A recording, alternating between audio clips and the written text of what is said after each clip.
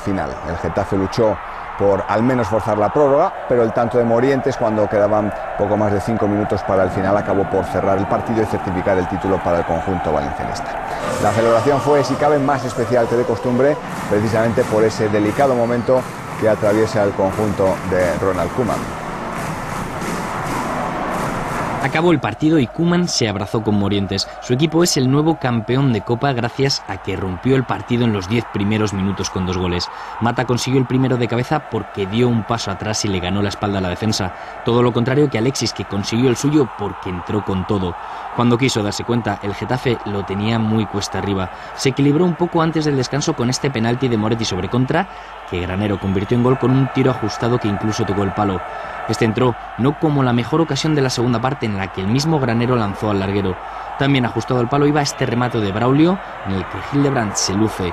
En el otro área, Ustari también tuvo otra gran parada en esta ocasión de Villa, pero minutos más tarde este fallo suyo sentenció la final.